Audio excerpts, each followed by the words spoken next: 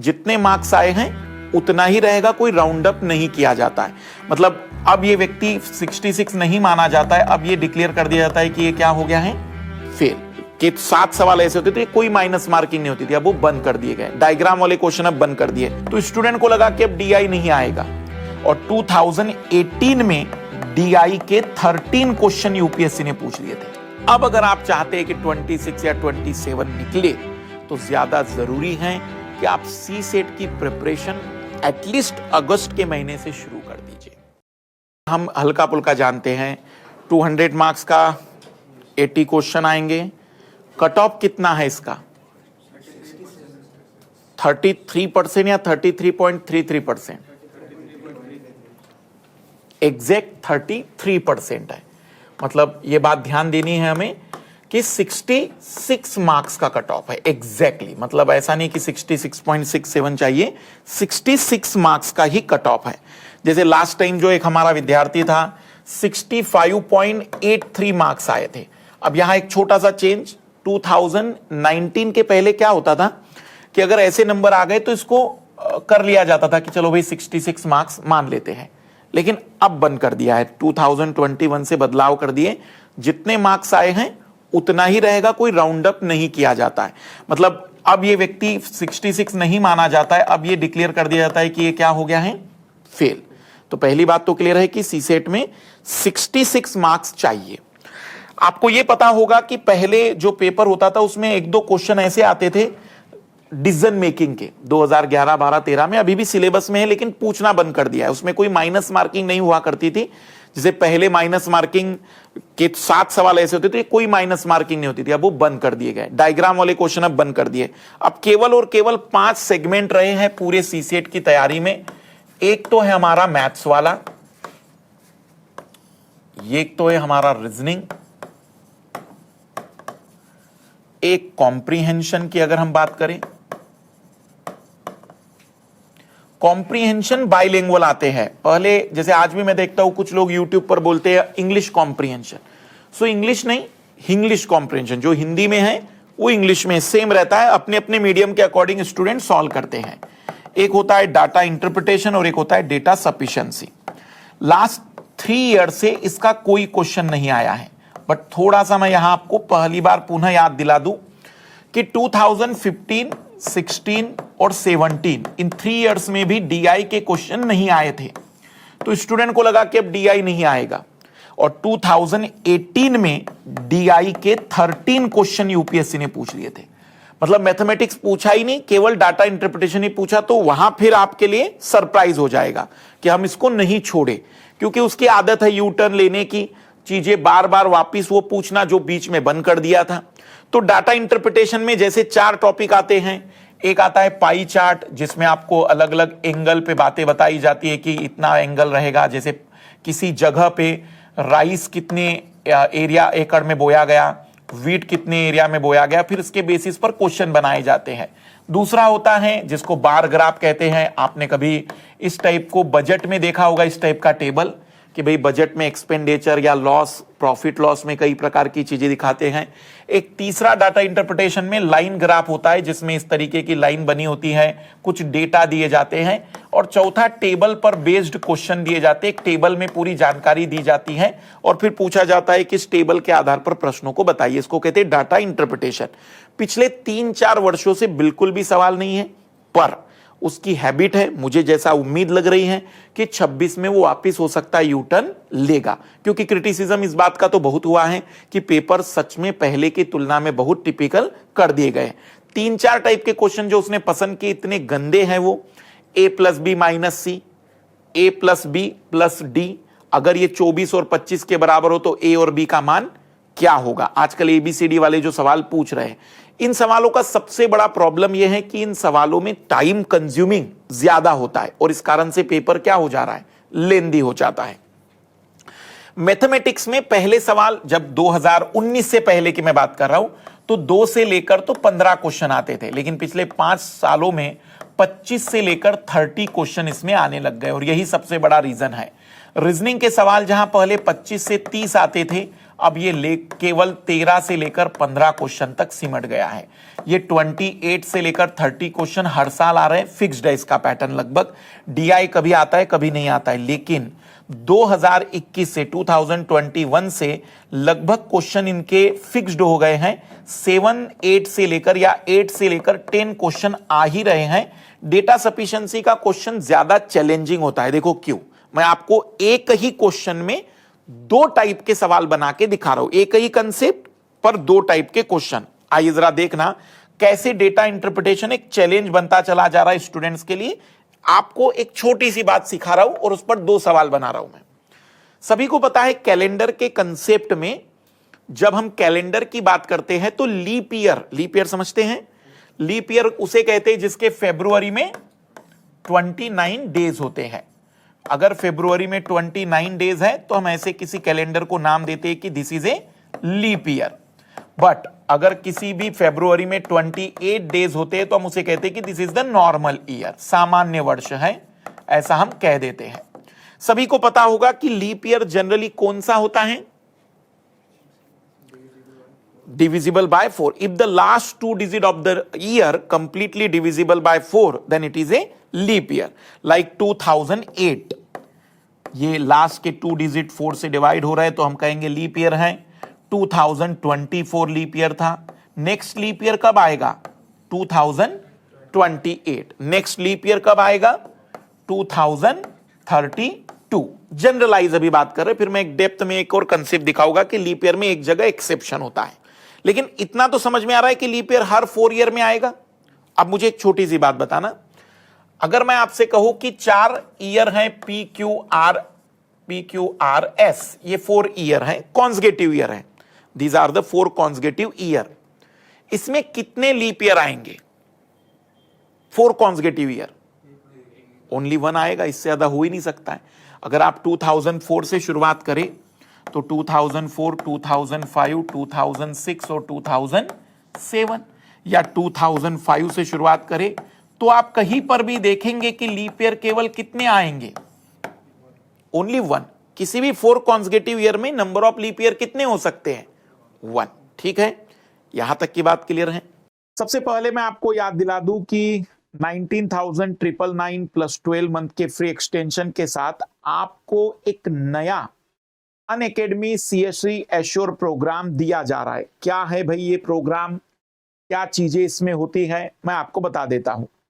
यदि आप 2 साल या उससे ज्यादा का सब्सक्रिप्शन लेते हैं, यदि आप 2 साल उससे ज्यादा का सब्सक्रिप्शन लेते हैं और आपको लगता है कि आपका सिलेक्शन हुआ लेकिन अच्छी रैंक नहीं आई, आप अपने UPSC क्वालिफाई करने के बाद एक अच्छी रैंक पर नहीं आ पाए हैं, तो अनअकैडमी आपको 1 साल का फ्री एक्सटेंशन दे देगी, 1 साल का फ्री ऑफर दे देगी। 2 साल या उससे ज्यादा के सब्सक्रिप्शन में सिलेक्शन हुआ लेकिन अच्छी रैंक नहीं आई तो हम आपको वादा करते हैं कि पूरा फ्री ऑफ कॉस्ट 1 साल का फ्री मटेरियल हमारी तरफ से रहेगा। रिफर कोड आप MK लाइव यूज कर सकते हैं। कई सारे नए बैच आ रहे हैं 29 अगस्त से और 30 अगस्त से। 30 अगस्त से 2028 का बाइलिंगुअल न्यू बैच, 2027 का आगाज बैच 30 अगस्त से आ रहा है। कंप्लीट हिंदी मीडियम का संभव बैच 2027 से आ रहा है और आरंभ बैच 2026 के लिए ये आखिरी ऑप्शन मान लीजिएगा कि इसके बाद फिर आप 2026 की तैयारी नहीं कर पाएंगे। सभी बैच का एक्सेस आपको दिया जाएगा ताकि आपके पास पूरा मौका रहे अगर कहीं कोई दिक्कत आती है बैच बदलकर अपनी तैयारी को पूरा करने का। इस समय आइकॉनिक सब्सक्रिप्शन में आपको दी जा रही है ये 5 अतिरिक्त किताबें, जिसमें आपको मेंटरशिप मिल जाती है, तैयारी का एक बेटर मौका मिलता है। इस बार सीसेट के लिए अनअकैडमी इकलौता ऐसा प्लेटफॉर्म है जिसने 2 विकल्प आपके सामने रखे हैं। एक सीसेट की तैयारी का आपके पास ऑप्शन है कि आप फेस टू फेस क्लास अगर चाहते हैं कि सर घर बैठे ही जैसे ऑफलाइन क्लास होती थी वैसी ऑनलाइन क्लास हो कि टीचर भी देखे आप लोगों को और आप भी टीचर को देख सके, सीधी बात हो सके। यह है सीसेट लाइव पाठशाला। इसे 1 सितंबर से हम शुरुआत करेंगे इसमें। और अगर आप एक इकोनॉमिकल बैच चाहते हैं कि नहीं सर ठीक है थोड़ा सा पैसा कम लग जाए, तो प्लस और आइकॉनिक का आपके पास एक ऑप्शन है। अगर आप केवल सीसेट भी लेना चाहते हैं तो आप केवल सीसेट को भी ज्वाइन कर सकते हैं 1 सितंबर सुबह 9:30 बजे। इस बैच का टाइम रहेगा, मैं बता देता हूं, सुबह 9:30 बजे से लेकर तो 12 बजे का यह बैच रहेगा। ये बहुत अच्छा टाइम है अपनी तैयारी को, खास करके सीसेट को करने का। और ये 6:30 बजे से लेकर 9 बजे का बैच है। तो जो आपको बेटर लगे वो आप चुन सकते हैं। सुबह का 6:30 बजे का बैच भी आप ले सकते हैं, जिसमें आपको एक बेनिफिट मिलता है कि आपका फोकस अच्छा रहेगा, आपका डिस्ट्रैक्शन बिल्कुल नहीं होगा। यहां आपको अपने फोकस को बेटर तरीके से बनाए रखना चाहिए। दोनों ऑप्शन है, दोनों में हम कॉम्प्रिहेंसिवली कवर कराएंगे, नए पैटर्न पर कवर कराएंगे। और मैं बस इसलिए रिक्वेस्ट कर रहा हूं क्योंकि अच्छा टाइम है। मुझे पता है आप दिसंबर, जनवरी, फरवरी में जो प्लानिंग करते हैं वही आपके फेल होने में पहला कदम हो जाता है। आप मतलब ऐसा मत सोचेगा कि मास्टर अपना प्रोडक्ट बेचना चाह रहा है, कहीं कुछ नहीं। आप भले कहीं और पढ़ लीजिए, लेकिन इस टाइम पढ़िए। अगस्त और सितंबर के महीने में सीसेट शुरू कर देना चाहिए। जिस तरीके का सीसेट का लेवल आ रहा है, जिस तरीके का क्वेश्चन पेपर हमारे सामने आ रहा है, उसके लिए जरूरी है कि आप बहुत ईमानदारी पूर्वक तैयारी सीसेट की कर ले। इस समय तैयारी करेंगे तो 2 बार आप सीसेट कर पाएंगे, बहुत अच्छी पकड़ हो जाएगी, आपको एक बेटर ऑप्शन मिल जाएगा। तो एक बेहतरीन मौका है, इसे मिस मत करिएगा। फिर आप जानते हैं कि वही दिक्कतें हर साल की तरह आती रहेगी। हमें बदलाव करना है। अगर हम चाहते हैं कि रिजल्ट बदले तो हमें अपनी रणनीतियों को बदलना पड़ेगा। पिछली बार की रणनीतियों से यदि चयन नहीं हुआ है तो हमें एग्जाम के पॉइंट ऑफ व्यू से अपनी स्ट्रेटजी को लाना पड़ेगा। साथ ही साथ यदि आपको एडमिशन से जुड़ा हुआ कोई भी डाउट लगता है तो आप इस नंबर पर संपर्क कर सकते हैं। ये हमारी टीम का नंबर है और मेंस के लिए डेडिकेट है हमारा कंप्लीट एक चैनल अनअकैडमी एग्जाम रस, जिस पर आप पूरी मेंस की तैयारी कवर कर सकते हैं। अब देखो, इसमें 2 क्वेश्चन मैं आपको ऐसे बना के दिखा रहा हूं कि आपको पता चलेगा कि why data sufficiency is more challenging than the normal question. Normal question जब हम कैलेंडर में बनाएंगे, नॉर्मल क्वेश्चन मान लीजिए आपसे कहा जाएगा कि PQRS is the calendar of 4 consecutive year if P and Q have same number of days and R and Q have different number of days, then which calendar is a leap year?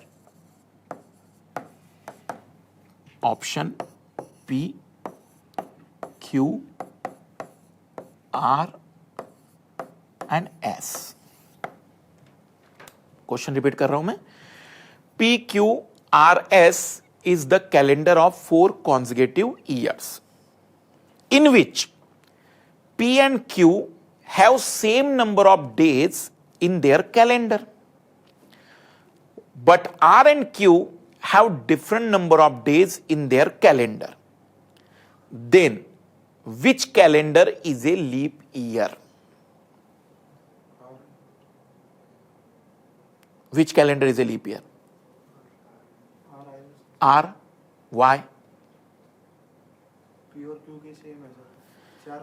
Because in the 4 consecutive year only one leap year is possible. P and Q both have the same number of days like 365 यही हो सकता है। 2 leap year तो हो नहीं सकते। That means P and Q certainly not a leap year. Clear it? But R and Q have the different number of days. It means in the R and Q, any one calendar have 366 days and any one calendar have 365 days. Certainly we know Q have the same number of days like P. That means P and Q both are normal calendar. If the P and Q are normal calendar, so Q is normal calendar, that means certainly R is a leap calendar. And we know in the 4 consecutive year only one calendar is a leap year, that means S also a normal year calendar. क्या ये बात समझ में आई?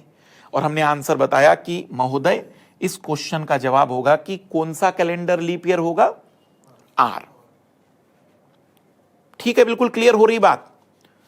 अब मैं same question पूछ रहा हूं, आपको जवाब भी पता है, you know the answer, but फिर भी आपसे आंसर निकालने में दिक्कत होगी अभी। अब देखो same question in the form of data sufficiency, मतलब ये थी साधारण जिंदगी, अब हमारे हैं मेंटोस जिंदगी पर। देखते हैं कि मेंटोस जिंदगी क्या कहती है, जिसमें डेटा सफिशिएंसी का सवाल बना रहा हूं। स्टेटमेंट, डेटा सफिशिएंसी में आपको बताया जाता है कि it is a statement PQRS is a calendar of 4 consecutive years। Statement में दिया गया है, या हम कहेंगे कि ये क्वेश्चन दिया गया, स्टेटमेंट नहीं करते, इसको क्वेश्चन कहते हैं। Statement 1, P and Q have same number of days in their calendar। Statement 2, R and Q have different number of days in their calendar। Then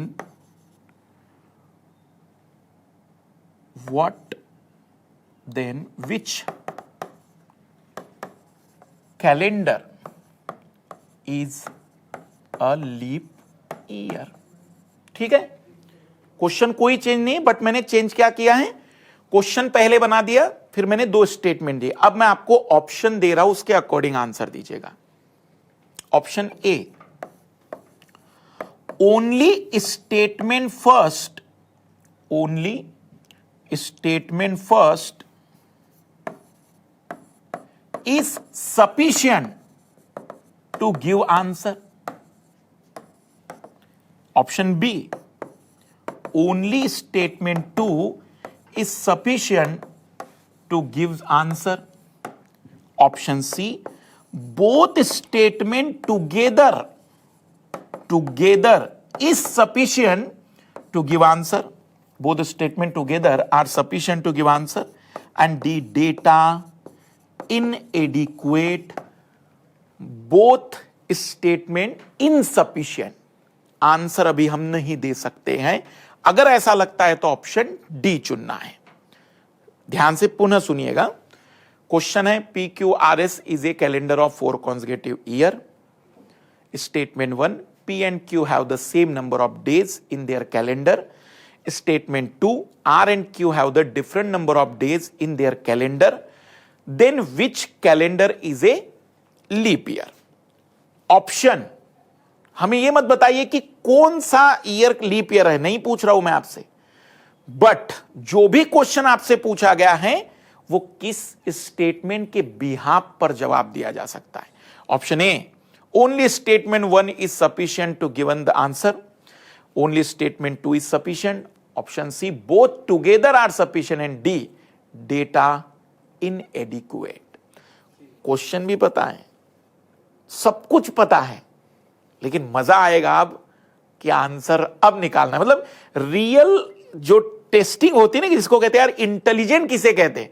देखो ये रट कर तो कोई भी चला जा सकता था, लेकिन अब यहां इंटेलिजेंसी का टेस्ट है, यहां मेमोरी का टेस्ट नहीं कि तुम्हारी मेमोरी कितनी अच्छी है। यस, अब आप पार्टिसिपेट करें और बताएं कि क्या आंसर होगा। सी कितने लोगों को, हाथ खड़ा करें।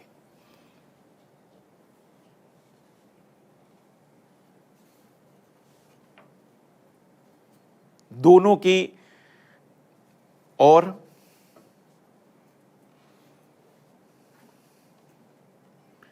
बी आंसर, ए आंसर किसी को लग रहा है? ए आंसर बी लग रहा है। कैसे? क्योंकि स्टेटमेंट जो लिखा उसमें R and D have different number of days, तो उससे वो लीप ईयर पता लग जाएगा। तो मतलब अगर लीप ईयर बस पता करना है तो स्टेटमेंट बी सही है।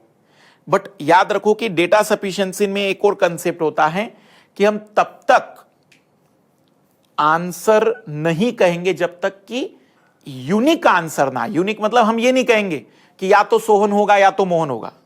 आंसर तभी कहेंगे कि हमें मिल गया जब आप श्योरली कहे कि यस सोहन ही होगा। तो उसने कहा है कि PQRS is a calendar of 4 consecutive years. ठीक है, अब वो कह रहा है कि P and Q have same number of days in their calendar, R and Q have different number of days in their calendar, then which one calendar, या मैं इसको एक और तरीके से बदल लेता हूं, ठहरो अभी एक क्वेश्चन को चेंज कर रहा हूं मैं थोड़ा सा, ताकि एक नया पैटर्न भी आ जाए। देखना, मैं क्वेश्चन बस इतना चेंज कर दे रहा हूं ताकि क्लैरिटी आ जाए। आइए एक और क्वेश्चन, यही सेम क्वेश्चन,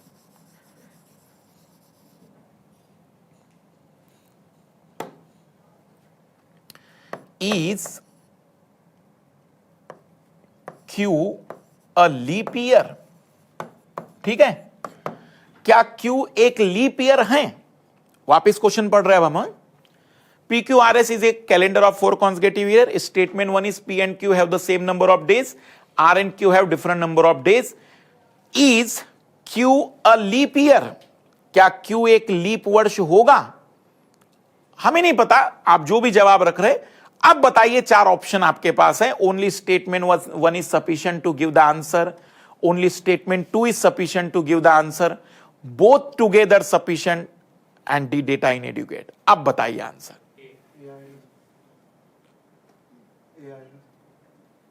ए कि सी? क्यों ए? अब बहुत बढ़िया, मतलब हम कहेंगे कि भाई किसी भी 4 कॉन्सेक्यूटिव ईयर में 2 लीप ईयर तो हो ही नहीं सकते।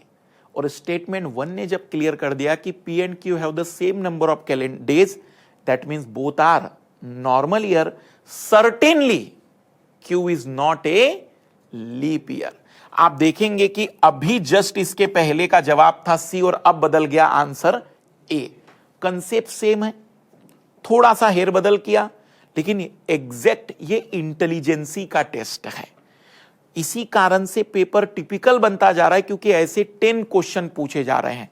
पहले एक भी क्वेश्चन नहीं होता था। पहले क्या था कि थोड़ा सा याद करके चला गया स्टूडेंट, उसे मेमोरी आ गई याद, फार्मूला याद आ गया। आपको यहां फार्मूला कितना भी याद आ जाए, ट्रिक्स कितनी भी काम याद आ जाए, बट जब तक आप एनालिसिस नहीं करोगे कि एग्जैक्टली वो क्या पूछना चाह रहा है, तब तक आप सही जवाब नहीं दे सकते। और यही कारण है कि लास्ट कुछ ईयर से पेपर क्या होता जा रहा है, टिपिकल। डिफिकल्टी जो लेवल है वो बढ़ रहा है। मैंने जबकि आपको अब सोचिए, अगर ये पिछला क्वेश्चन हमने सॉल्व नहीं किया होता, तब ये क्वेश्चन और कितना चैलेंजिंग हो जाता। डेटा सफिशिएंसी जब भी ज्यादा पूछी जाएगी, पेपर की डिफिकल्टी अपने आप ही बढ़ जाती है। तो मैं बार बार प्रेशराइज करता हूं कि सीसेट क्यों चैलेंजिंग हो गया, क्योंकि रियल में पैटर्न अब क्या हो गए हैं, बदल गए हैं। सवाल सेम है, सवालों में कोई ज्यादा चेंजेस नहीं किया गया है, लेकिन अब वो ये नहीं जानना चाह रहा है बदमाश कि हमें ये बताओ सही क्या है। जैसे अब एक और क्वेश्चन दे रहा हूं मैं डेटा सफिशिएंसी का, जो आपकी इंटेलिजेंसी को चेक करेगा। क्वेश्चन है, only boys play football, only boys play football, then number of student in the class who play football, football. ठीक है, statement 1, in the class 30 boys and 40 girls are there. Statement 2, class teacher not play football. Question है, only boys play football in the class, then number of play student who play footballs. Statement 1, in the class 30 boys and 40 girls are there. Statement 2, class teacher, अब class teacher male हो female हो कुछ भी हो, वो football नहीं खेलता है। ऑप्शन आपके पास 4 हैं। only statement 1 is sufficient to give the answer. Only statement 2, both together sufficient? None. Data inadequate.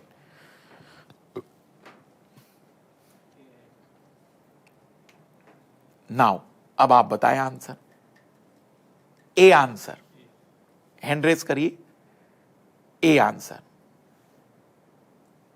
B answer, C together, D data inadequate. Answer of this question is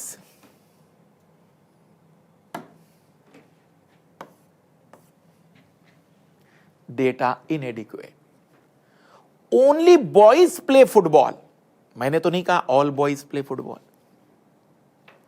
Certainly all the players are boys, but all boys play football. अभी भी एक question है, 30 में से हो सकता है 1 boy, 2 boy, 3 boy, 4 boy, 5 boy, 10 boys play football. 30 कैसे क्या मान सकेंगे कि टोटल खेलने वाले ही होंगे? मेरी आप बात समझ पा रहे हैं? आपको क्वेश्चन के आंसरों में कई बार ऐसा लगेगा कि इतना तो सिंपल सवाल है, लेकिन उसके जवाब में कई सारी बातें और छिपी हुई हैं. ओनली बॉयज प्ले फुटबॉल से यह कैसे क्लियर होता है all boys play football?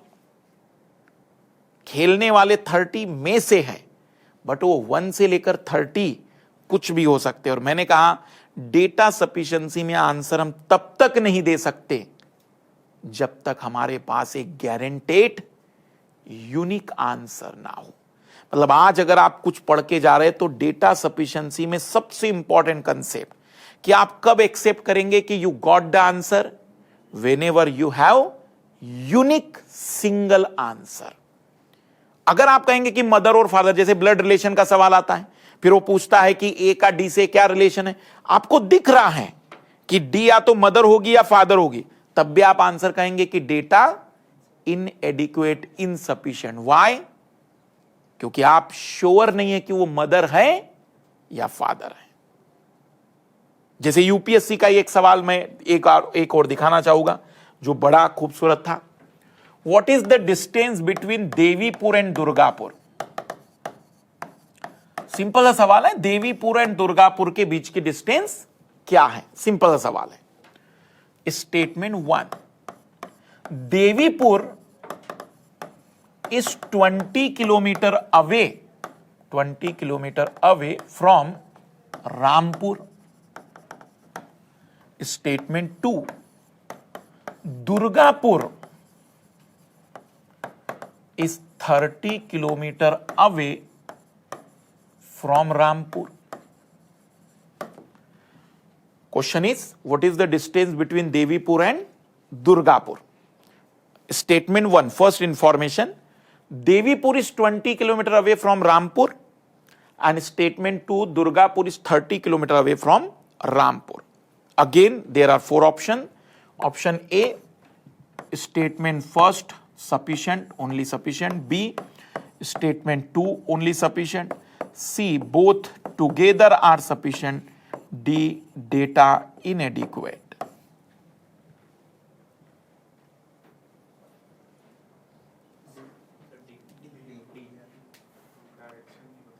Very good.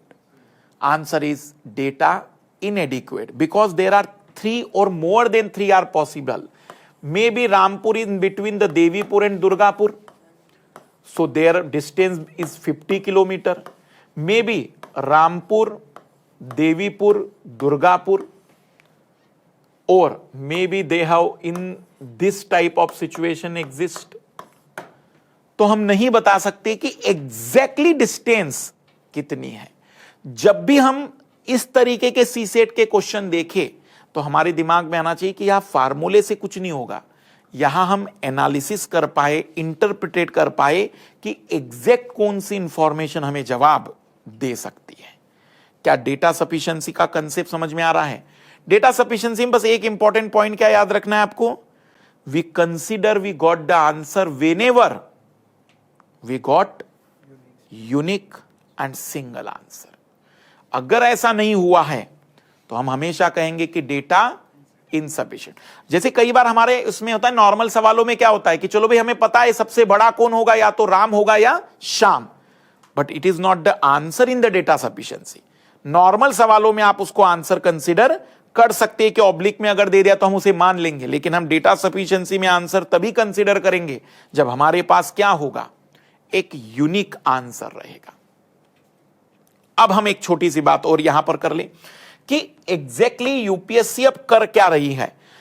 तीन चीजें जो बड़े पैमाने पर यूपीएससी ने बदली है। सबसे पहला, टाइम ड्यूरेशन। आप लास्ट ईयर के 3 या 4 ईयर के क्वेश्चन उठाइए, पेपर उठाइए, एक बार 2015, 16, 17 कोई भी पेपर उठाना, आप देखोगे कि 2 आवर्स में आप इजीली उसे कवर कर रहे हैं। व्हाई? क्योंकि क्वेश्चन की लेंथ इतनी नहीं है। जैसे एक क्वेश्चन आता था पहले 2018 में, क्वेश्चन देखा कि नंबर ऑफ डायगोनल कितने बनेंगे in the octagon, number of diagonal in the octagon. ये क्वेश्चन वैसे तो ट्रिक से हल हो जाता है, मैं ट्रिक्स भी बता देता हूं। n-3/2 ये नंबर ऑफ डायगोनल के लिए फार्मूला होता है। बट अगर हम नहीं भी आता है तो ऑक्टागन बना दिया। डायगोनल का मतलब होता है नियरेस्ट को छोड़कर कोई भी चल जाएगा। तो हमने डायगोनल काउंट करना शुरू कर दिए, काउंट करना शुरू कर देंगे हम लोग। तो ये एक डायगोनल आएगा, ये एक डायगोनल आएगा, ये एक डायगोनल आएगा, दिस वन। सो यहां एक पॉइंट से कितने डायगोनल बन रहे हैं? 5। कितने पॉइंट है टोटल? 8। तो कितने हो जाएंगे डायगोनल? 40। लेकिन इसका डायगोनल और इसका डायगोनल अलग अलग थोड़ी होगा, 2 पॉइंट का तो केवल एक ही डायगोनल होगा। तो हमने कहा भाई ये कितने डायगोनल हो जाएंगे? 20, आधे हो जाएंगे, क्योंकि 2 लोगों से मिलकर एक डायगोनल बनेगा। तो हमने कहा भाई अगर हमें नहीं भी आ रहा है फार्मूला तो हम थोड़ा बहुत प्रैक्टिकल करके आंसर निकाल देंगे। अब जरा एक सवाल देखिए कि जो यूपीएससी ने अब ट्रेंड चेंज किया है, जिसके अकॉर्डिंग वो चीजें पूछने लगी है। जैसे एक सवाल आया, 3 डिजिट नंबर है ABC एंड 3 डिजिट नंबर है DEF, इनका सम है 1111। सो यूपीएससी ने पूछा था कि what is the A + B + C + D + E + F। तो पहला तरीका यह है कि भाई कोई नंबर ले लो फिर ऐसे जिनका सम क्या आना चाहिए, 1111। 2 नंबर ले लीजिए कोई भी 3 डिजिट के और उसको जोड़कर देख लीजिए कि भाई 11 आना चाहिए। इसमें क्या होगा, थोड़ा सा टाइम लगेगा। क्यों? क्योंकि जब आप प्रैक्टिकल करोगे तो पहला लोगे तो डर लगेगा दूसरे में शायद बदल ना जाए सम, फिर आप दूसरा ट्राई करोगे, तीसरा, फिर 3 एक ट्राई के बाद तुम्हें लगा कि नहीं सेम आ रहा है। और दूसरा है प्रेजेंस ऑफ माइंड। मुझे एक सिंपल सी बात बताओ कि इन दोनों का जो सम है, उसने कहा कि ABCDEF all are distinct non zero digit. ये सभी 6 डिजिट क्या है, अलग अलग हैं और किसी की भी वैल्यू 0 नहीं है। ठीक है, अब देखना आंसर कितना जल्दी आता है अगर प्रेजेंस ऑफ माइंड अच्छा है तो। मुझे बस प्रैक्टिकली बताओ कि C एंड F 2 नंबर का सम 1 कब आएगा? या तो वो एक 0 होगा, और अगर 0 नहीं है तो इसका मतलब वो 1 नहीं है, इट इज 11। क्या मेरी बात समझ में आ रही है? अब वो कुछ भी हो सकता है 9 और 2 हो, 8 और 3 हो, 7 एंड 4 हो, 6 एंड 5 हो, कुछ भी हो, बट इतना तो श्योर है ना कि C और F का सम कितना आएगा, ये कंफर्म है। कैरी का 1 यहां आया होगा 11 के कारण, कुछ लोग ऊपर लगते हैं कुछ नीचे रखते हैं, कैरी 1 आया होगा। That means the sum of B and E is 10. Again carry 1. So sum of A and D is, क्या आपको सभी नंबरों का सम मिल गया? हम कहेंगे कि सभी 6 डिजिट का सम 11, 10 और 10, दैट मीन्स 31 होगा। कोई भी डिजिट ले लो। अब आप मेरी बात आप समझ पा रहे हैं? हम कह रहे हैं ये है प्रेजेंस ऑफ माइंड के बेसिस पर कही गई बातें। अब इस टाइप के सवाल इसलिए ज्यादा बढ़ रहे हैं क्योंकि रियलिटी में मैथमेटिक्स में अभी तक स्टूडेंट क्या कर रहे थे, उन्हें लगता था कि एक फार्मूला, एक ट्रिक्स और सवालों के जवाब, वो भी सही है, लेकिन वो सारे सवाल ऐसे नहीं होंगे। 50% क्वेश्चन ऐसे होंगे जहां आपको वहीं पर या तो इंस्टेंटली कुछ लॉजिक लगाना पड़ेगा या इंस्टेंटली कुछ ना कुछ प्रैक्टिस करनी पड़ेगी, जिससे आप आंसर को फाइंड आउट कर सकते हैं। तो पहला चेंजेस जो किया है वो टाइम ड्यूरेशन का है, क्योंकि क्वेश्चनों को ऐसा पूछा जा रहा है जिसमें कोई एक सिंगल फार्मूले पर जवाब नहीं दे सकते। मुझे बताओ मैं इसमें क्या फार्मूला बनाऊंगा, और अगर मैंने फार्मूला बना भी दिया, तुमसे रटवा भी दिया कि देखो बेटा इसको याद कर लो, अगले साल वो नहीं आने वाला है। अब तो वो नए तरीके से फिर पूछेगा। तो कहने का अभिप्राय है कि फार्मूले पर बेस्ड मैथमेटिक्स अब कम होता जा रहा है और डायरेक्टली इंस्टेंट प्रैक्टिस पर बेस्ड मैथमेटिक्स बढ़ रहा है। क्या यह बात क्लियर हुई? दूसरा रीजन जो मैंने आपको अभी बताया कि वो क्वेश्चनों में ज्यादा क्वेश्चन, डेटा सफिशिएंसी पहले 4 आते थे, 5 आते थे, 2021 की बात कर रहा हूं मैं, उसके पहले तो डेटा सफिशिएंसी थी ही नहीं, आया ही नहीं कभी। पर 21 से लेकर 25 तक में 4-5 करते हुए अब पिछले 3 सालों में 8 आए 2023 में, 24 में 10 है, 25 में भी 10 क्वेश्चन है। मतलब यह दिखा रहा है कि क्वेश्चनों को वह क्या कर रहा है, लेंदी करता जाएगा, क्योंकि डेटा सफिशिएंसी में व्यक्ति को सोचना पड़ता है बार बार कि भाई मैं जो सोच रहा हूं क्या सच में उस बेसिस पर आंसर आ भी रहा है कि नहीं।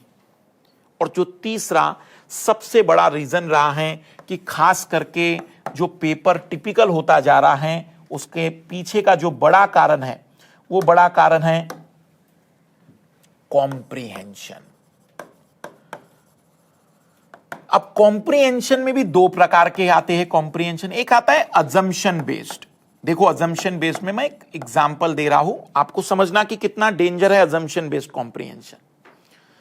एक राइटर कह रहा है कि इंडिया में, मैं इसका थोड़ा ट्रांसलेट करके दिखा रहा हूं, एग्जैक्टली बता नहीं रहा हूं।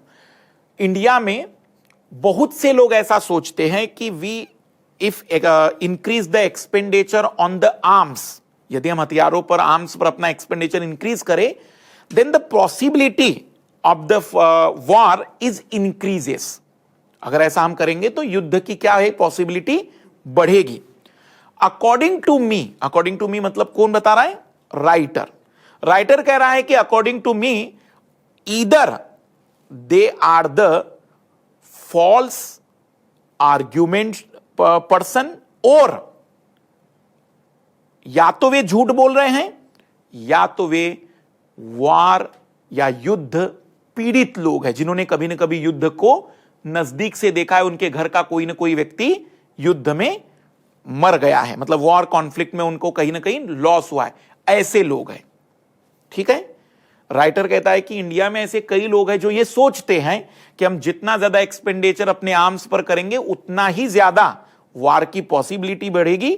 पर मेरे अकॉर्डिंग या तो ये लोग झूठे हैं या ये वॉर कन्विक्ट है, जिन्होंने कभी ना कभी वॉर से कुछ नुकसान उठाया है।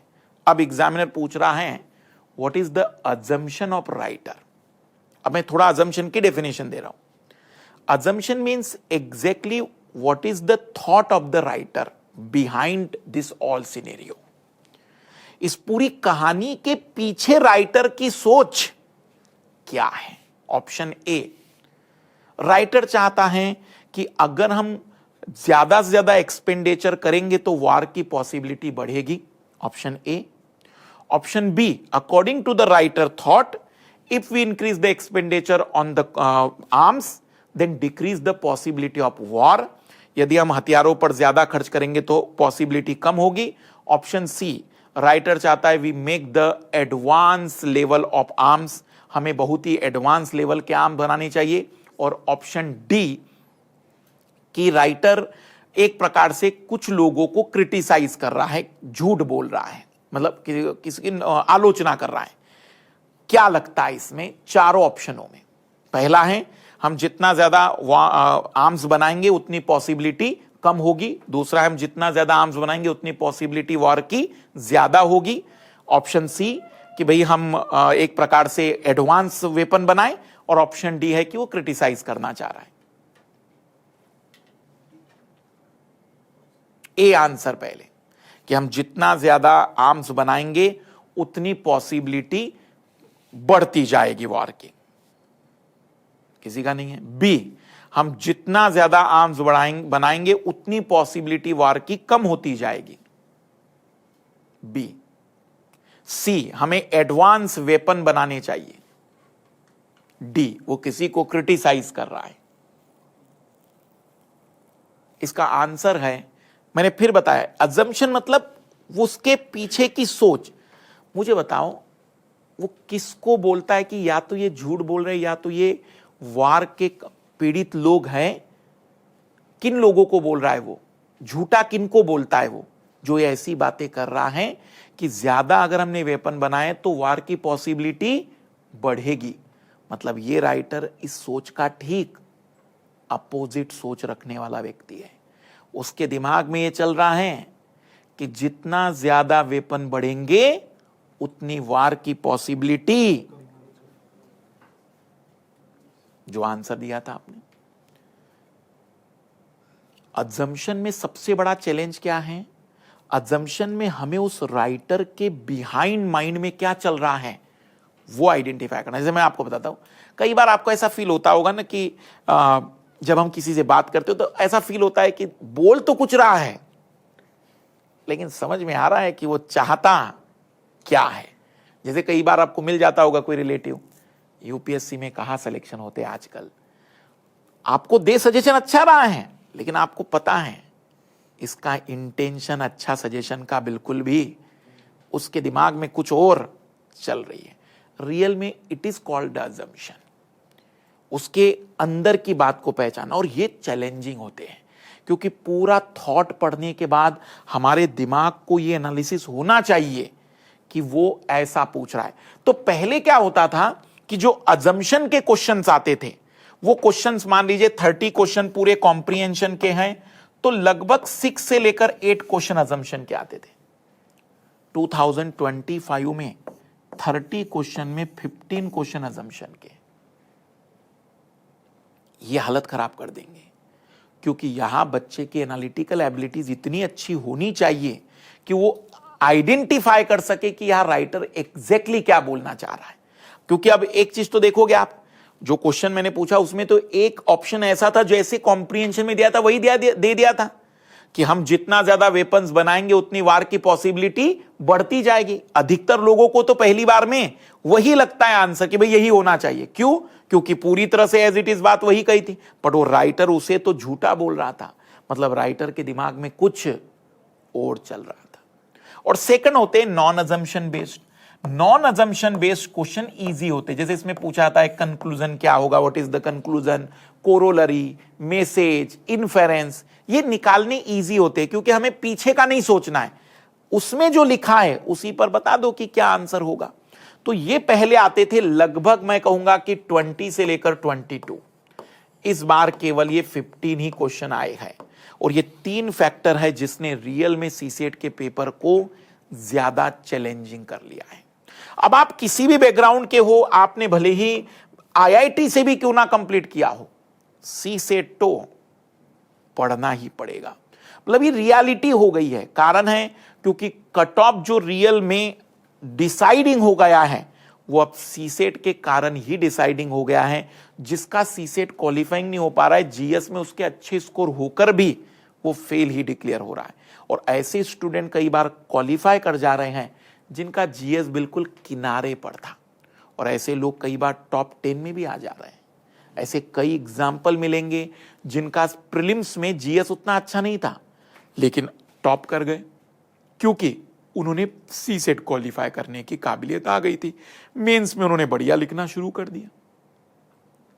अब अगर आप चाहते हैं कि 26 या 27 निकले तो ज्यादा जरूरी है कि आप सीसेट की प्रिपरेशन एटलीस्ट अगस्त के महीने से शुरू कर दीजिए। इसलिए शुरू कर दीजिए क्योंकि एटलीस्ट रिवीजन भी का एक बार तो होना चाहिए। और मैथ्स जैसा सब्जेक्ट, मैं आपको मैथ्स के बारे में एक सच्चाई बताऊं, आप एक बार पॉलिटी पढ़ लीजिए ढंग से। जैसे मान लीजिए आपने प्रेसिडेंट पढ़ लिया, आप 3 साल के बाद पुनः पढ़िए उसे, एटलीस्ट 30% तो ये बातें आपको पुनः याद आएगी। आपको हो गया यार 30% तो मुझे अभी भी हल्का फुल्का याद आ रहा है कि मैंने क्या पढ़ा था। लेकिन मैथ्स आप आज पढ़ लीजिए परसेंटेज, और 3 साल के बाद पुनः परसेंट उठाइए, क्वेश्चन अब सॉल्व नहीं हो रहे होंगे। उसका कारण है इस मैथ्स में परमानेंट मेमोरी प्रैक्टिस से ही बनती है, और जैसी प्रैक्टिस खत्म मैथ्स खत्म। मैं टीचर हूं, मैंने इतने साल से मैथ्स पढ़ा रहा हूं, लेकिन मैं दावे के साथ कर दूं कि अगर मैं 2 साल मैथ्स ना पढ़ाऊं तो मुझे लगभग 20% मेरे कंसेप्ट भूल जाएंगे, जबकि मैंने मैथ्स को लगभग 1200 से ज्यादा बार रिवाइज किया है। कैसे? 1200 बैच कंप्लीट किए मैंने, तो मेरे तो रगों में आ गया। लेकिन फिर भी मुझे पता है कि अगर मैंने एक फार्मूला, एक ट्रिक्स कंटिन्यूअसली स्किप कर दी, जैसे मैं एक छोटा सा एग्जांपल दे रहा हूं। एक जमाने में कैट को जब पढ़ाते थे तो एक नंबर सिस्टम में अलग अलग टाइप के नंबर सिस्टम में पढ़ाता था। एक आता था decimal number system, binary number system, computer वाले जल्दी पहचानेंगे, ऑक्टेट नंबर सिस्टम और हेक्साडेसिमल नंबर सिस्टम। ये काफी ज्यादा पढ़ाया जाता था उस जमाने में जब हम कैट पढ़ाते थे। लेकिन अब पिछले 10 साल से मैंने इसको पढ़ाया नहीं है, तो मुझे कई बार प्रॉब्लम हो जाती है बाइनरी को नॉर्मल में बदलने के लिए, डेसिमल में बदलने के लिए, डेसिमल को बाइनरी में बदलने के लिए। नहीं तो एक जमाने में उंगलियों पर बता देते थे कि हेक्साडेसिमल का बाइनरी ये बनेगा और बाइनरी का डेसिमल ये बन जाएगा, क्योंकि अब मैंने उसकी प्रैक्टिस ही बंद कर दी। मेरा ऑप्शनल केमिस्ट्री था। एक जमाने में कैनिजारो रिएक्शन, रोजनमून रिएक्शन मेरे पास ऐसे, मतलब उंगलियों पर, क्योंकि ऑर्गेनिक केमिस्ट्री मैं पढ़ाता भी था और मेरा फेवरेट था। पर यकीन मानो मुझे आज ये नहीं पता है कि कैनिजारो रियल में किस कंपाउंड को बदलने वाली रिएक्शन थी, या जितने भी नाम वाली रिएक्शन एक जमाने में मुझे रटी हुई थी मैं भूल गया हूं, क्योंकि अब मुझे एग्जैक्ट 12 साल हो गए केमिस्ट्री को न हाथ लगाते हुए। समय के साथ कोई भी सब्जेक्ट भूला जाता है, इसलिए मैथमेटिक्स में अगर आप चाहते हैं कि एग्जाम हॉल तक आप कॉन्फिडेंट रहे तो इसे तब तक मत छोड़ना जब तक कि आप पेपर देकर नहीं लौटते। इसमें आपको प्रैक्टिस हर दिन करनी है, 30 मिनट्स, 1 आवर, लेकिन प्रैक्टिस करनी ही है ताकि दिमाग बार बार इसको रिकॉल करता रहे। और मेरे हिसाब से मैथमेटिक्स इसलिए भी सीख लीजिए क्योंकि अब उम्र बुढ़ापे के करीब है, आखिरी बार पढ़ लेते हैं। आने वाली जो जनरेशन है वो बहुत खराब जनरेशन है। देखो, हम और आप आखिरी जनरेशन है जिन्होंने बड़े बुजुर्गों को इसलिए सम्मान दे दिया क्योंकि वो बड़े थे, बस इसलिए। ऐसा कुछ नहीं था उनके पास कि जिसके कारण वो सम्मान के योग्य हो, पर वो उम्र में बड़े थे, पृथ्वी पर पहले अवतार ले लिया था, तो हमने सम्मान दे दिया।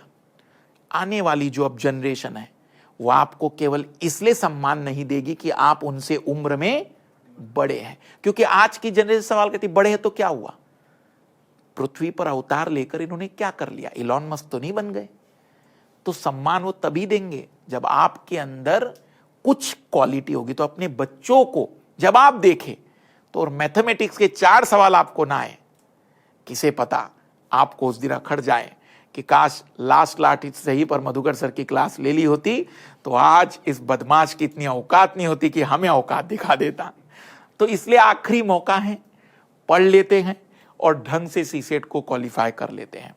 हम ये जो पूरा सेशन मतलब लेकर आए थे वो ये प्लानिंग से है कि भाई हमारा जो प्लेटिनम बैच आ रहा है, प्लेटिनम बैच के बारे में पहली बार ऑनलाइन की दुनिया में एक ऐसा बैच लाया जा रहा है जिसमें अभी तक, जैसे ऑफलाइन का एक सबसे बड़ा खूबसूरत है, जैसे मैंने भी देखा, हाथ खड़ा किया, फिर एक एक्साइटमेंट आता है, एक डर रहता है, तो वो दिखता है, उससे और मजा आ जाता है सवालों को देने में, टीचर को और इंटरेस्ट आता है कि अच्छा डर गया है लाल, अब और ज्यादा डराया जाए। पर ऑनलाइन की दुनिया में 1 वे कम्युनिकेशन, टीचर तो लगातार दिख रहा है लेकिन स्टूडेंट के मुझे फेस नहीं दिख रहे थे।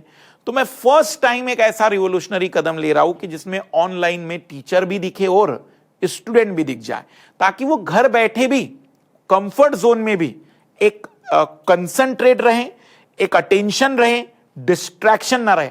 पता चल रहा है ऑनलाइन क्लास में आप नाश्ता भी कर रहे हैं, मास्टर को सुन भी रहे हैं, तो आपको लगता है कि आप अच्छा पढ़ रहे हैं, लेकिन उसकी प्रोडक्टिविटी का जो रिजल्ट है वो सबसे खराब है।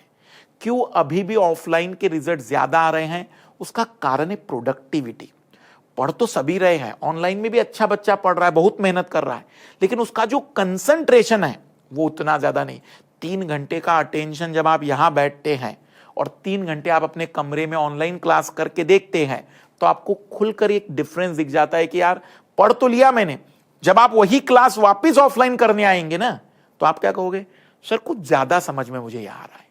क्यों आ रहा है ज्यादा? फोकस, अटेंशन, एक डर, सारे लोग दिख रहे हैं, मास्टर आपको देख रहा है तो आपको लगता है कि यार मैं कुछ ऐसी हरकत ना करूं जिससे मास्टर मुझे कुछ बोल दे। ऑनलाइन में क्या होता है, पीछे हम छिपे पड़े हैं, मास्टर कुछ बोलेगा ही नहीं, और मास्टर बोल भी दिया तो हमें लगेगा कि दूसरे को बोल रहा है, हमें तो कुछ बोला ही नहीं। लेकिन यहां डायरेक्ट पॉइंट ऑफ किया जाता है कि तुम्हें बोल रहा हूं मैं, तुम्हें समझ में आ रहा है। तो इससे थोड़ा सा फोकस और अटेंशन बेटर होता है। यही चीज हम चाह रहे हैं कि ऑनलाइन में आए, अटेंशन और फोकस बढ़े, ताकि मुझे पता चले कि आपके कमरे में माता जी कितनी बार आकर आपको डिस्टर्ब कर रही है और मैं बता सकूं कि ये डिस्टर्बेंस नहीं होना चाहिए। अंदर से दरवाजा बंद करो, जब तक 2.5 घंटे ना हो तुम इस सीट से नहीं हिल सकते हो। तो इसीलिए हम लेकर आए हैं प्लेटिनम, ताकि ज्यादा से ज्यादा बेस्ट से बेस्ट रिजल्ट ऑनलाइन से भी अब आ सके। देखते हैं अब ये कितना आगे तक जाता है, क्योंकि चैलेंज इसका सबसे बड़ा है। एक तो यह लिमिटेड सीट लेकर आएगा, और दूसरा है कि थोड़ा कॉस्टिंग इसकी हाई रहेगी। बाकी टेक्नोलॉजी रिवोल्यूशन हो रहा है, तो हो सकता है आने वाले टाइम में ये चीजें आ जाए। अब इसके बाद बस एक ही बचेगी टेक्नोलॉजी, VR, वर्चुअल रियलिटी। हम भी गॉगल पहनेंगे, आप भी गॉगल पहनेंगे, और हम वर्चुअली बिल्कुल ऐसी क्लास में दिखेंगे, फील होंगे, यहां तक कि हम एक दूसरे को आंखों के माध्यम से भी, इशारों के माध्यम से भी बातचीत कर पाएंगे। तो उसके लिए अभी समय है, मुझे लगता है आने वाले 8 से 10 साल वर्चुअल क्लासरूम के लिए लगेगा। तब तक प्लेटिनम वाला जो प्रोडक्ट है, मैं चाहता हूं कुछ मुद्राएं उसके माध्यम से भी आ जाए मास्टर के पास। बाकी अब आप अपने व्यक्तिगत डाउट पूछ सकते हैं। सीसेट को तैयारी को लेकर जो भी आपके दिमाग में है, कोई चैलेंज जो आपको फेस हो रहा होगा।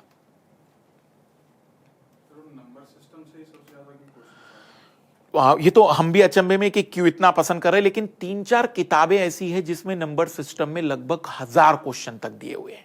मुझे लगता है शायद ऐसा भी हो सकता है कि नंबर ऑफ क्वेश्चन कंप्यूटर में जिसने टाइप करके रखे, या जिन टीचरों से बना रहे हैं, शायद वो व्यक्ति नंबर सिस्टम का कुछ ज्यादा ही पसंदीदा व्यक्ति है। जैसे एक क्वांटम नाम की किताब आती है, क्वांटम कैट। इस क्वांटम कैट में नंबर सिस्टम के लगभग 350-400 क्वेश्चन है। एक अरुण शर्मा जी की किताब आती थी, उनमें भी बहुत से क्वेश्चन दिए हुए। RD शर्मा ने नंबर सिस्टम पर 650 क्वेश्चन दिए हुए।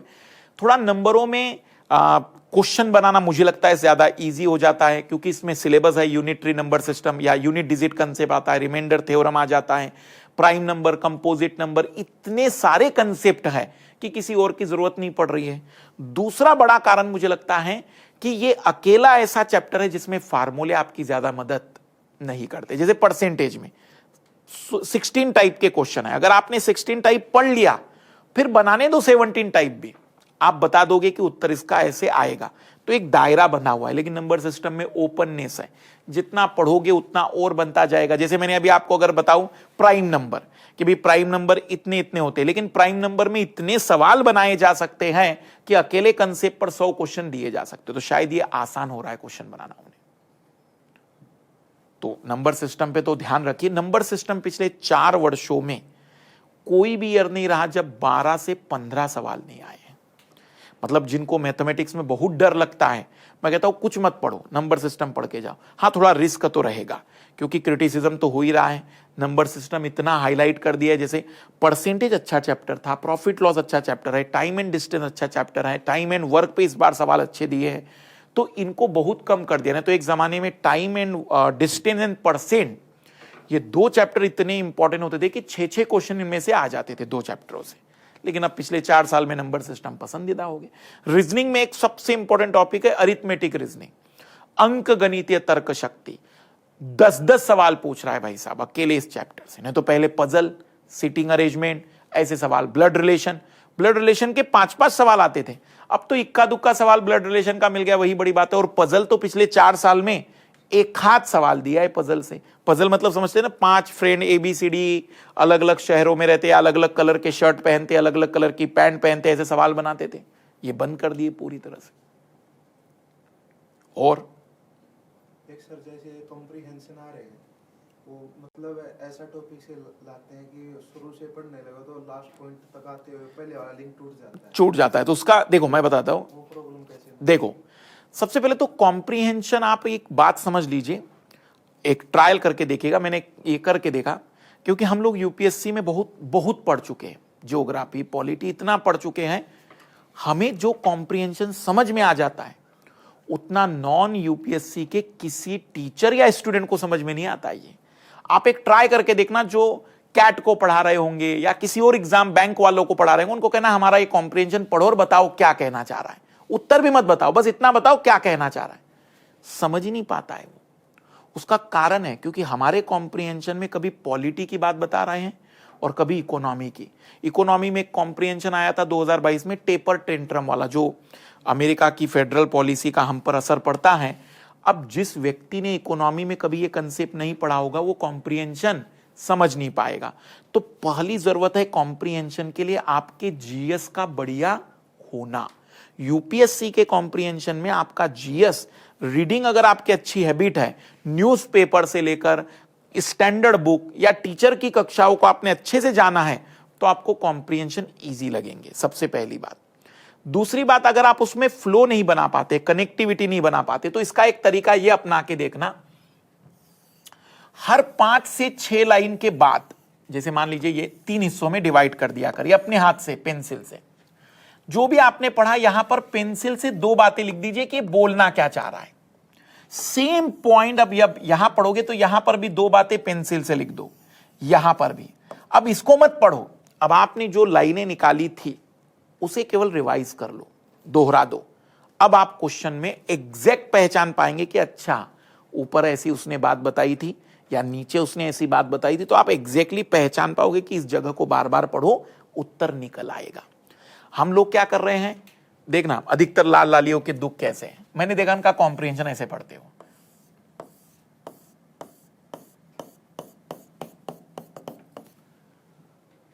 लाइनें खींच रहे हैं वो, लेकिन सारी जगह पे। इससे प्रॉब्लम क्या हुई भाई, आप लाइन खींचकर केवल ये बताना चाह रहे कि आपका ध्यान उस लाइन पर था, लेकिन आपके दिमाग में वो लाइन कितनी आई ये कैसे पता चल जाएगा। और दूसरे जो कुछ नहीं निशान लगा रहे हैं, अगर आप शॉर्टकट चाहे कॉम्प्रिहेंशन में तो 3 हिस्सों में अपने मर्जी से कहीं से भी डिवाइड कर दीजिए।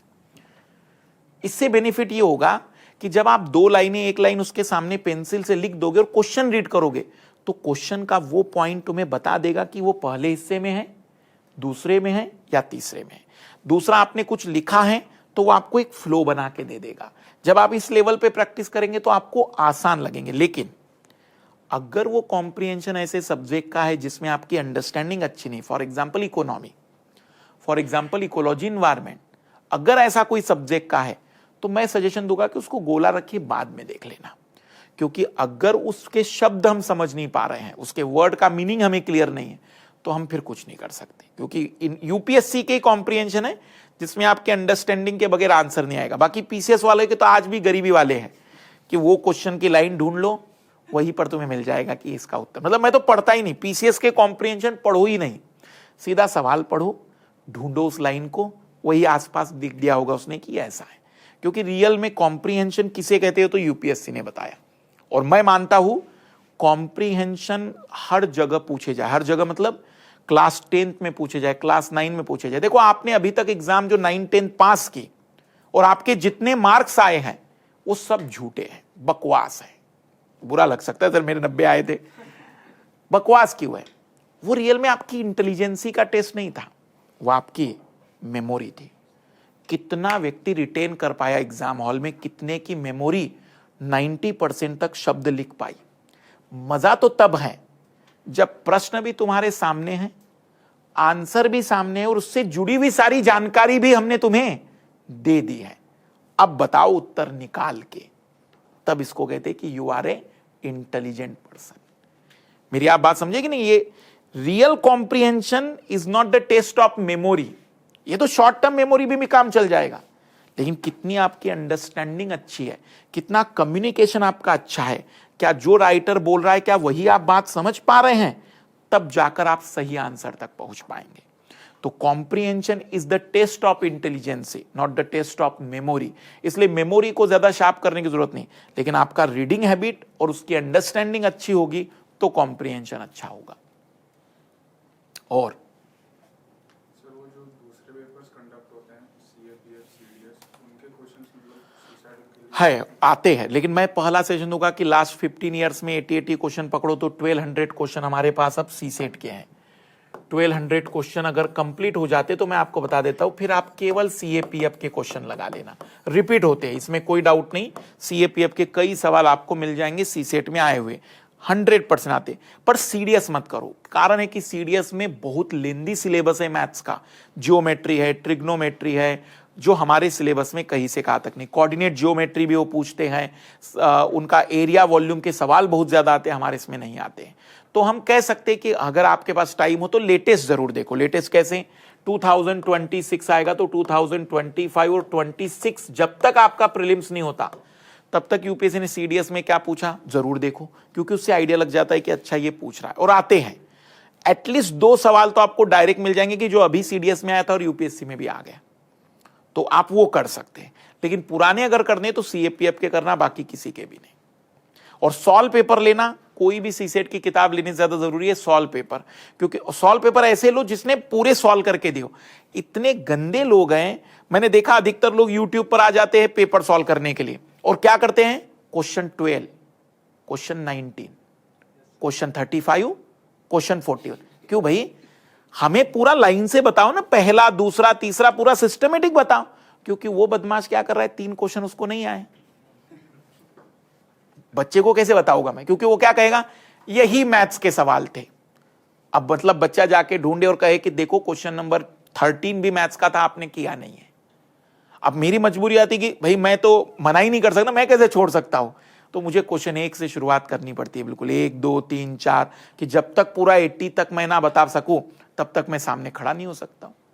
तो जहां जिम्मेदारी है वो बिल्कुल एक एक बता रहे हैं, और जहां जिम्मेदारी नहीं वो क्या, देखना आप अधिकतर लोग क्या करते हैं सी सेट में, कुछ लोग ऐसा साइड में कहेंगे सबसे सरल आंसर हमारे सी सेट के, पर देखना क्वेश्चन नंबर 12 अचानक 18, फिर 23, फिर 20, क्योंकि उसने सेलेक्ट करके रखे वो 15 सवाल जो इजी थे। हाँ, एक चीज अच्छी थी इस बार के पेपर में, लगभग 12 क्वेश्चन मैथ्स के और 12 क्वेश्चन रीजनिंग के ऐसे थे जिन्हें आप केवल 30 से लेकर 35 मिनट में हल कर सकते थे। पर अब वही स्मार्टनेस लानी है कि हम उसे आइडेंटिफाई कर सके कि ये जल्दी होगा और ये नहीं होगा। ये पहचानना बहुत जरूरी है एग्जाम हॉल में कि ये सवाल मुझसे होगा कि नहीं। 30 सेकंड में अगर ये डिसीजन लेने की एबिलिटी नहीं आए तो फंस जाओगे। और ये सीखना है पूरी प्रैक्टिस में कि भाई ये सवाल मुझसे होगा कि नहीं होगा। जो स्टूडेंट ये जानकारी निकालना शुरू कर देगा उसके लिए सीसेट उतना टिपिकल और चैलेंजिंग नहीं रहेगा। देखो 15 सवाल नॉन अजम्पशन बेस्ड आंसर आते हैं, अच्छे आते हैं, 10 सवाल सही हो जाएंगे उसमें, मैं गारंटर बैठा हूं। रीजनिंग में लगभग 15 में से 12 सवाल आप आराम से कर लोगे जिसमें एक्यूरेसी 10 तक पहुंच जाएगी। और मैथ्स में लगभग 12 क्वेश्चन हम कर लेंगे, तो लगभग आप पकड़ लीजिए कि 24 और 10 34 क्वेश्चन। डेटा सफिशिएंसी में 3 से 4 क्वेश्चन हो गए, 35 36 क्रॉस हुआ कि बहुत सफिशिएंट है। बट 35 क्वेश्चन आप जो सोच रहे हैं उसके लिए आपको अटेम्प्ट मिनिमम कितने करने पड़ेंगे। कई सारे स्टूडेंट के दिमाग कहते सर 27 क्वेश्चन तो करने बच्चे को, तो वो सोचकर जाते 30 कि भाई 30 कर लिए बहुत है, पर रियलिटी में 30 में कुछ होगा ही नहीं। देखो 3 क्वेश्चन तो यूपीएससी जैसे एग्जाम में स्ट्रेस में गलत हो जाते हैं कि हमें पता भी था कि बी आंसर है लेकिन सी लगा के बैठे, और 3 क्वेश्चन गलत हुए कि वहीं पर आप बाहर निकल गए। तो ये तो दिमाग में रखना ही, जो 40 क्वेश्चन अटेम्प्ट करने जा रहा है वो 50-50 में है। अगर उसकी एक्यूरेसी ठीक रही तो पास हो जाएगा, नहीं तो वो भी निपटने वाला है। सेम और सेफ जोन है 50 प्लस, और 55 प्लस में चले जाओ तो मेरे हिसाब से बेस्ट टाइमिंग है। मैं आपको याद दिला दूं कि 19,999 प्लस 12 मंथ के फ्री एक्सटेंशन के साथ आपको एक नया अनअकैडमी सीएससी एश्योर प्रोग्राम दिया जा रहा है। क्या है भाई ये प्रोग्राम, क्या चीजें इसमें होती है, मैं आपको बता देता हूं। यदि आप 2 साल या उससे ज्यादा का सब्सक्रिप्शन लेते हैं, यदि आप 2 साल उससे ज्यादा का सब्सक्रिप्शन लेते हैं और आपको लगता है कि आपका सिलेक्शन हुआ लेकिन अच्छी रैंक नहीं आई, आप अपने यूपीएससी क्वालिफाई करने के बाद एक अच्छी रैंक पर नहीं आ पाए हैं, तो अनअकैडमी आपको 1 साल का फ्री एक्सटेंशन दे देगी, 1 साल का फ्री ऑफर दे देगी।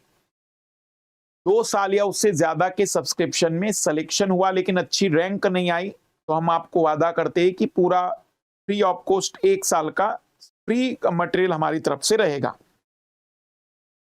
रिफर कोड आप MK लाइव यूज कर सकते हैं।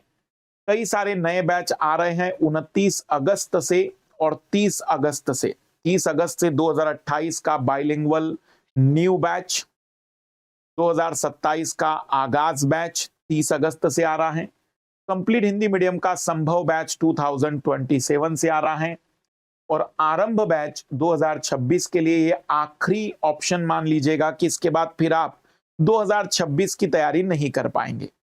सभी बैच का एक्सेस आपको दिया जाएगा ताकि आपके पास पूरा मौका रहे अगर कहीं कोई दिक्कत आती है बैच बदलकर अपनी तैयारी को पूरा करने का।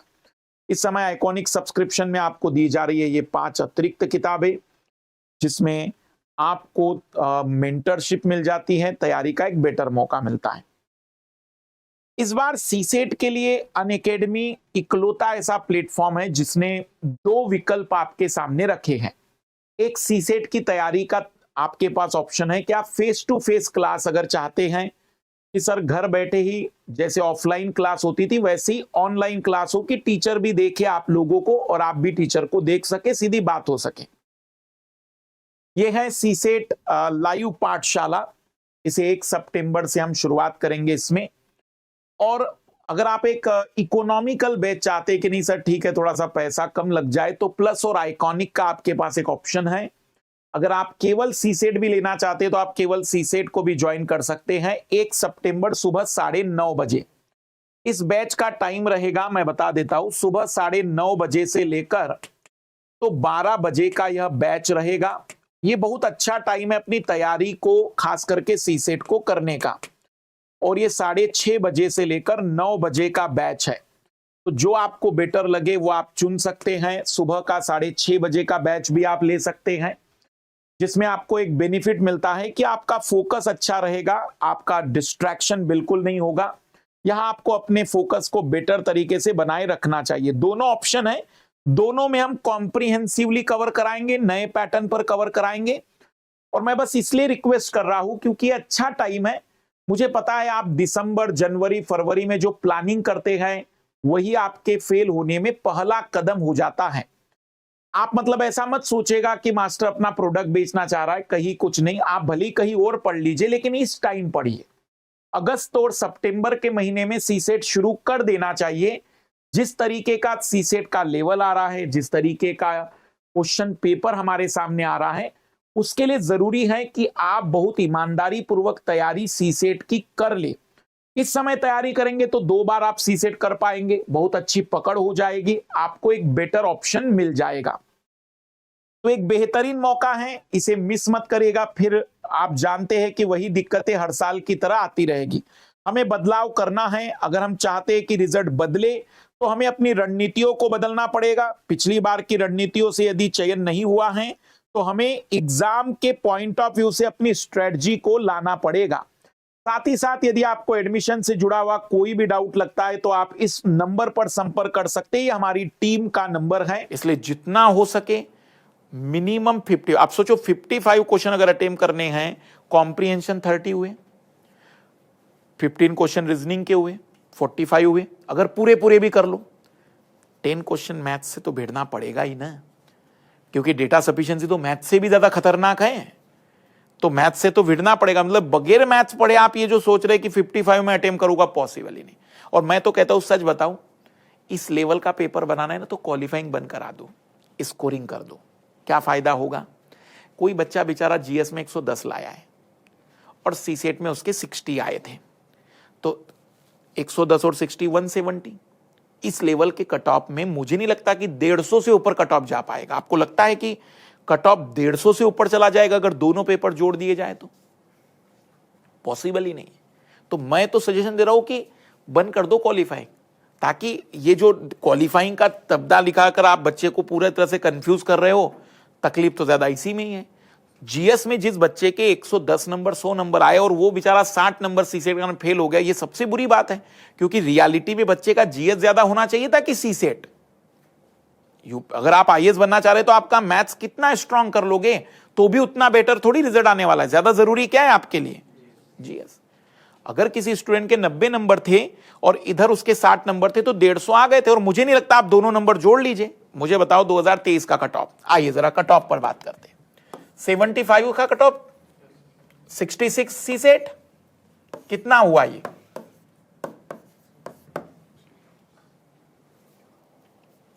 यही चाहिए ना आपको 141, ले लो 141, जोड़ ले लो ना। बेचारे ने 80 लाए थे उधर और इधर उसके 64 आए थे, कर दो उसको भी पास।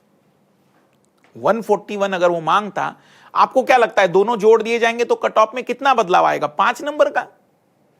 लेकिन उस बच्चे का तो भला हो जाएगा जिसके जीएस में 100 नंबर थे और बेचारा केवल इस कारण से फेल हो गया।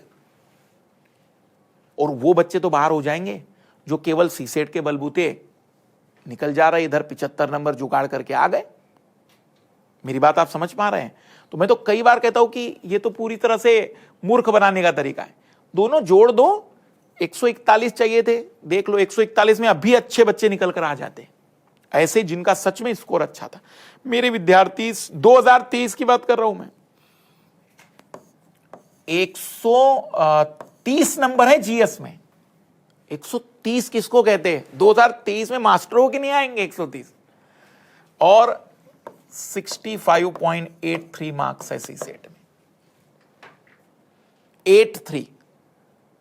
एक क्वेश्चन बस अगर छोड़ दिया होता, मतलब गलत नहीं कह रहा हूं मैं, जो गलत क्वेश्चन हुआ है उसे केवल उसने छोड़ दिया होता तो वो मेंस लिख रहा होता। और मुझे बताओ, जिसके 130 होंगे जीएस में 2023 के पेपर में, कैसा जीएस होगा उसका?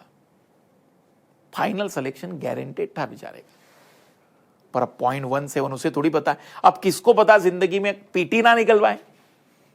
ऐसा कई लोगों का हो जाता है कि पीटी नहीं निकला तो वो 0.17 उसकी जिंदगी भर याद रहेगा कि ये इतना सा नंबर मुझे जिंदगी भर के लिए अगला जन्म लेना पड़ेगा, जब अब मैं कलेक्टर बनने का सपना सोच सकता हूं अगर भारत में ही हुआ तो मैं तो कई बार कहता हूं बंद कर दो क्वालिफाइंग, जोड़ के ले लो। दोनों ऑप्शन दे दो कि भाई जोड़कर चाहिए तुम्हें कि क्वालिफाइंग। स्टूडेंट पे ऊपर पूछ लो, you are want to qualifying age a CSAT और कंपलसरी। बच्चे पे छोड़ दो, जिसका मैथ्स अच्छा है वो लिख देगा कि भाई मेरे को कंपलसरी करवा दो या क्वालिफाइंग करा दो। जिनका खराब है वो कह देंगे कि भाई हमारे लिए इतना कंपलसरी नहीं, दोनों जोड़ के बता देना क्योंकि हमारा जीएस अच्छा गया है। ये भी तो रिफॉर्म किया जा सकता है, क्योंकि रियल में मैथमेटिक्स पता हो आपको, लेकिन केवल मैथमेटिक्स के बलबूते सिलेक्शन हो, ये गलत चीज कहूंगा मैं। तो फाइनली अब समाधान यही है कि सीसेट के लिए आपको मेहनत करनी पड़े। देखो, हम जिस दौर में इस समय तैयारी कर रहे हैं, दौर ही गलत है। अगर मान लो 1540 में आप लोग होते, मैं भी होता, अकबर का शासन चल रहा होता मान लीजिए, तो हम क्या करते? भाई अकबर ने क्या कहा है, हम उनको लेंगे जिनको तलवार सबसे बढ़िया चलाते थे। फिर इस क्लासरूम में हो सकता है यार 20-30 तलवारें हो रही होती।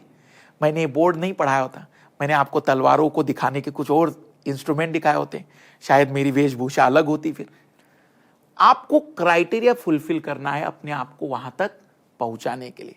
उस समय तलवारबाजी का क्राइटेरिया था, इस समय मैथमेटिक्स का क्राइटेरिया है। तुम्हें अगर सिलेक्शन और ऊपर तक जाना है तो तुम्हें तय किए गए क्राइटेरिया को क्रॉस करना होगा, और उसके लिए तुम्हें अपने आप को बताना पड़ेगा कि मुझे इसे सीखना ही पड़ेगा। आप बचकर या छिपकर नहीं पहुंच सकते हैं। आज तो नहीं पहुंच सकते, उस समय तो एक बार चांसेस होते हैं, लेकिन इस समय तो बिल्कुल चांसेस नहीं कि आप निकल पाएंगे इस जटिल परीक्षा में, इस कंपटीशन में, इस तरीके से, शॉर्टकट तरीके। ठीक है, बहुत बहुत धन्यवाद, आप लोग आए।